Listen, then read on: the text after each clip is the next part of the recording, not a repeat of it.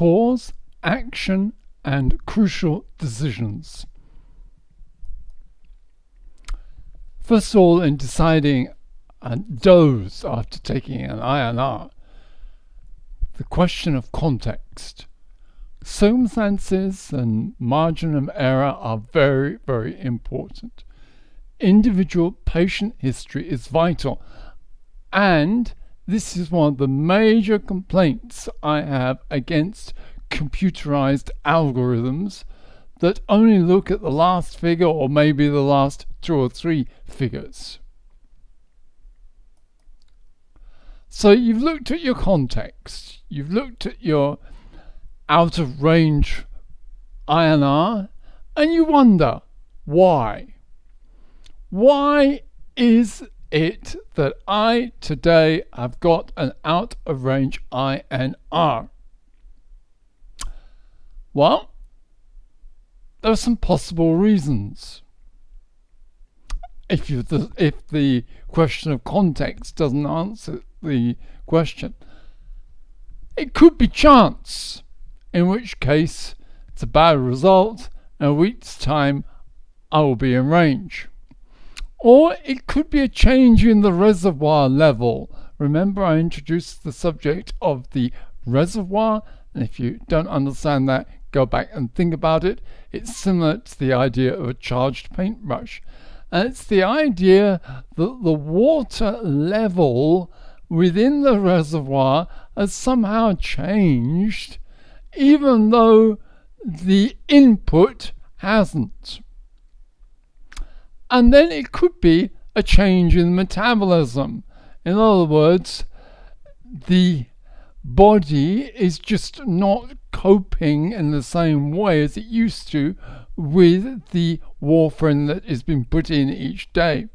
And the input dose no longer matches the loss of warfarin during the day. So the big warfarin question: why is the result too low? Or why is the result too high?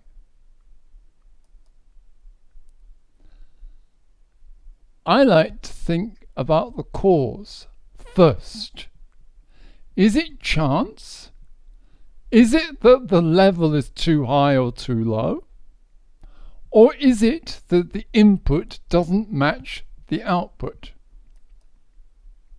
Then I like to match the cause to an action.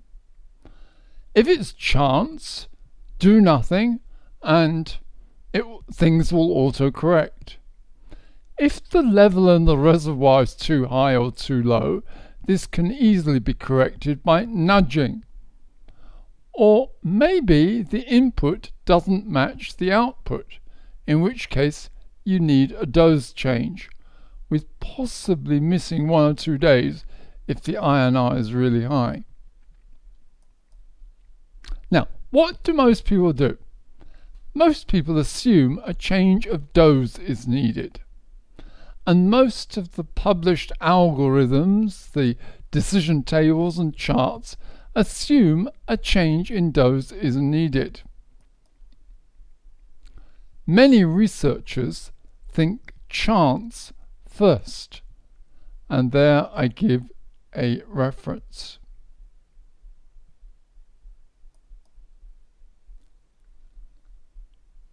I think chance first.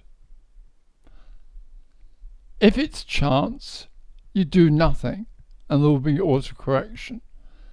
But you need to check on this by testing more often. Every 7 to 14 days is usually enough.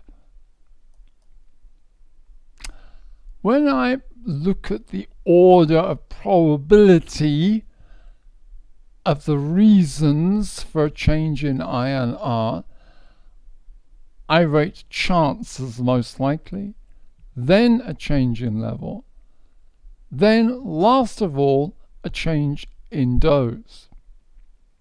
And that determines my priorities and my decision making. But there's another factor. It always is. There's always another factor. Low INR is dangerous. And I really can't wait for chance to give me autocorrection. So I will usually nudge a low INR without waiting to see if it's chance or nudging is needed. I will tend to nudge. On the other hand, when I get a high INR, certainly below 5, between 4 and 5, I'll usually give the possibility of working its way through. And when I get a high INR, I will wait. If in doubt, I will nudge and test again in 7 days' time. And there is a problem of research here. We really don't know how long these peaks of extreme last. When I decide I can leave it for a week, can I leave it 2 weeks? 4 weeks? 8 weeks? When is it pushing things? So if in doubt, nudge.